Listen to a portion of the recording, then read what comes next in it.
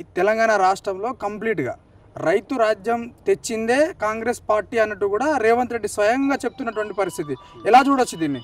అయితే రైతు రాజ్యం తెచ్చింది, దీని మీద చర్చ పెడదామని చెప్పి కేటీఆర్ గారికి సవాల్ విస్తారు రేవంత్ రెడ్డి. రా అని చెప్పి చూసుకుందాం రా, అదిరా ఇదిరా అంటే ఈయన అంతా దొంగ పనులు చేసినోడే, స్కాములు చేసినోడే, రియల్ ఎస్టేట్ చేసినోడే కాబట్టి భాష అట్లనే ఉంటుంది. చూసుకుందాం రా, కొట్టుకుందాం రా అని ముఖ్యమంత్రి భాష మర్చిపోయి సరే చర్చకు రా అన్నాడు. ఆయన మాటకు గౌరవం ఇచ్చి ప్రజల సంక్షేమమే చర్చకు వస్తుందని చెప్పి అన్ని కోణంలలో ప్రజల సంక్షేమం గురించి చర్చ పెట్టవచ్చు అని చెప్పి కేటీఆర్ గారు ఆయన మాటకు గౌరవం ఇచ్చి నిజంగానే చర్చకు వస్తాడని తెలిసి సోమాజిగూడ ప్రెస్ క్లబ్ను అఫీషియల్గా బుక్ చేసి ఆయన చెప్పిన టైంకి పోయి ఆడ కూర్చున్నాడు. ఈయన ఎక్కడున్నాడు? చర్చకు రాలే, ఈయన దొంగ పనులు బయటపడతాయని చెప్పి ఢిల్లీకి పారిపోయిండు. మరి ఇక్కడ ఎవరికి రైతుల పక్షాన కానీ ప్రజల పక్షాన కానీ చిత్తశుద్ధి ఉన్నది? ఢిల్లీకి పారిపోయిన నీక నువ్వు చర్చకు పిలిస్తే నీ మాటకు గౌరవం ఇచ్చి ముఖ్యమంత్రి స్థాయిలో చర్చకు రమ్మన్నాడు అని సవాలు పిలిస్తే నీ మాటకు గౌరవం ఇచ్చి నువ్వు చెప్పిన టైంకు ప్రెస్ క్లబ్లో కూర్చున్న కేటీఆర్కి చిత్తశుద్ధి ఉన్నదా? బీఆర్ఎస్ పార్టీకి చిత్తశుద్ధి ఉన్నదా? సవాలు విసిరి ప్రజల కోసం చర్చిద్దామని చెప్తే ఢిల్లీకి పారిపోయిన నీకున్నదా చిత్తశుద్ధి? నువ్వు ఆలోచించుకోవాలి రేవంత్ రెడ్డి. అసెంబ్లీలోనే చర్చిద్దాము, నేను ప్రెస్ మీట్లో కాకుండా పబ్ అంటుండు, క్లబ్ అంటుండు అంటే ఈ ప్రెస్ క్లబ్ని అవమానించినట్టు అనిపిస్తుందా? అయితే వాస్తవంగా ఢిల్లీ నుంచి వచ్చిండు, ఇదంతా ప్రజలలో వ్యతిరేకత పెరిగింది. నేను సవాలు విసరలేదు, మీరు ప్రజల గురించి మాట్లాడదామంటే స్పీకర్ గారికి లెటర్ ఇవ్వండి, అసెంబ్లీలో చర్చ పెడదామని చెప్పిన పబ్ల గురించి, క్లబ్ల గురించి, తాగుడు గురించి, ఆ గురించి, ఈ గురించి మాట్లాడేదని మాట్లాడతాడు. అందాల బామల మీదనే నువ్వు స్కెచ్లు వేసినావు, నువ్వు బిజినెస్ మ్యాన్లను పెట్టి. నీకు పబ్బులే వస్తాయి నోట్లకు. నీకు క్లబ్ అనేది ఓన్లీ నువ్వు డ్యాన్సులు తాగుతానికి వేసే క్లబ్బే అనుకుంటాను.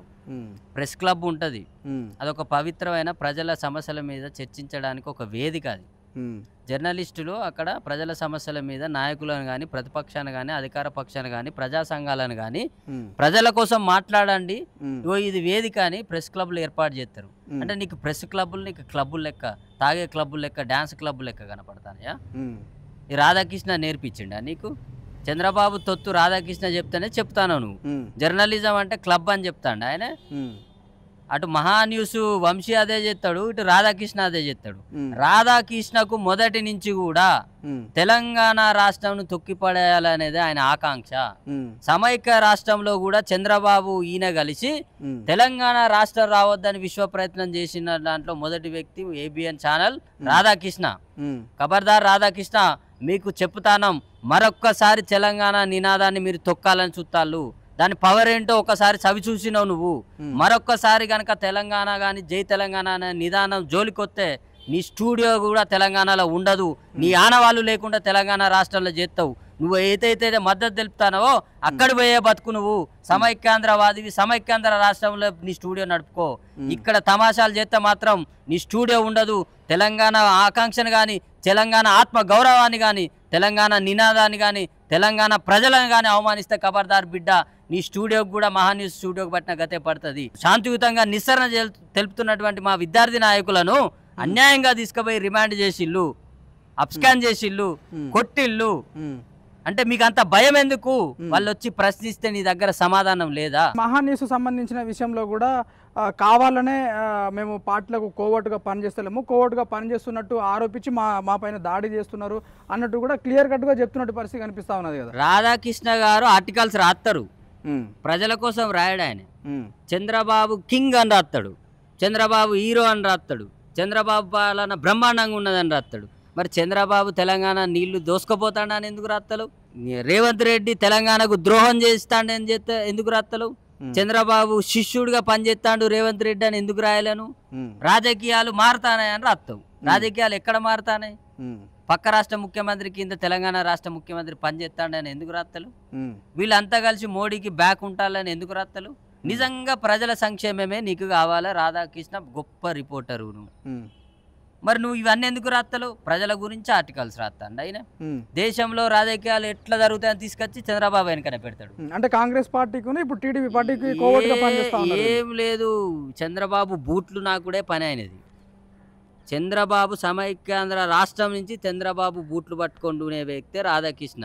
రాధాకృష్ణ అనే వ్యక్తి గురించి మన తెలంగాణలో మాట్లాడుకోవాల్సిన అవసరమే లేదు. సమైక్యవాది అనేది ఆయనకి స్టాంపు. ఇక్కడ రేవంత్ రెడ్డికి కోవట్టుగా పనిచేస్తాడు చంద్రబాబు ఏజెంట్గా.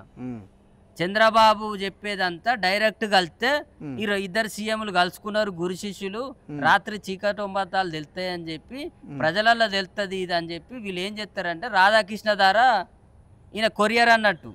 ఆడ చంద్రబాబుకు ఇప్పుడు రేవంత్ రెడ్డికి కొరియర్ ఈయన.